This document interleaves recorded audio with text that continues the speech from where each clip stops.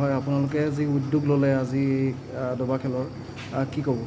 হয়, আজি গোলাঘাট জিলাৰ বাছনি প্ৰতিযোগিতাখন আমাৰ এই আধাৰ সত্ৰ বাপুজী হাইস্কুলত অনুষ্ঠিত হৈছিলে।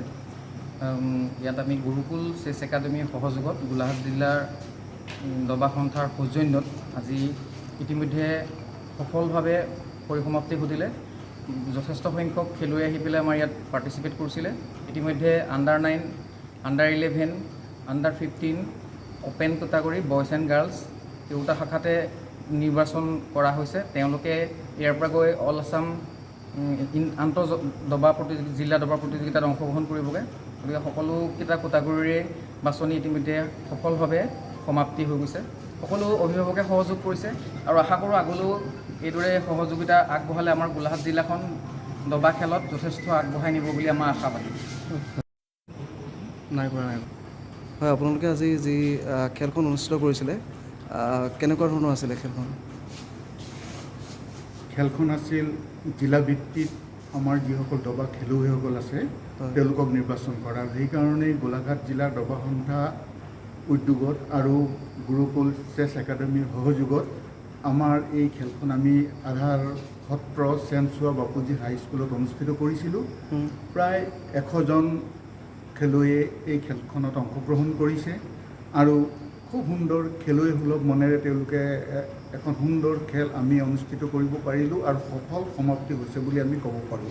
এই খেলখনত যিসকল প্ৰতিযোগীয়ে আজি প্ৰতিযোগিতাত বিজয়ী হৈছে তেওঁলোকে ৰাজ্যিক ভিত্তিত তেওঁলোকে দবা খেলখনত অংশগ্ৰহণ কৰিব পাৰিব আৰু এই খেলখন অনুষ্ঠিত কৰোঁতে আমাৰ এই আধাৰ সত্ৰৰ চেনচোৱা বাপুজী হাইস্কুলৰ শিক্ষক শিক্ষয়িত্ৰীৰ পৰা আৰম্ভ কৰি প্ৰত্যেকজন ব্যক্তিয়ে যথেষ্ট আমাক সহযোগ কৰিছে। তাৰ কাৰণে আমি তেখেতসকলক ধন্যবাদ জনাইছোঁ।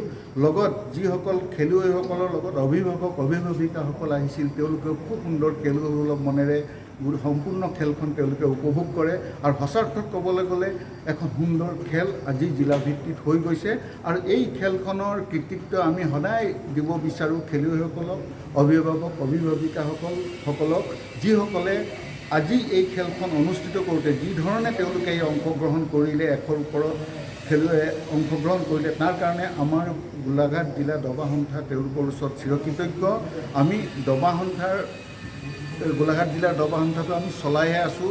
আমি তেওঁলোকৰ যদি সহযোগ নাপাওঁ আমি এই খেলখন ধুনীয়াকৈ কেতিয়াও চলাই যাব নোৱাৰোঁ।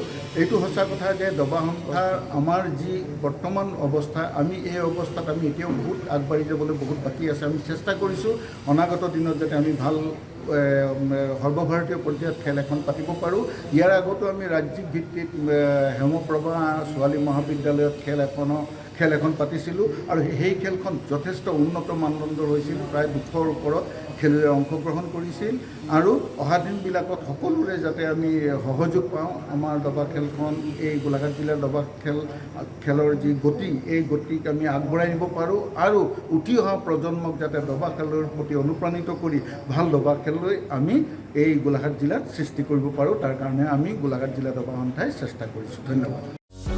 যিকোনো খবৰৰ বাবে যোগাযোগ কৰক আমাৰ এই নম্বৰত 9181 307 221।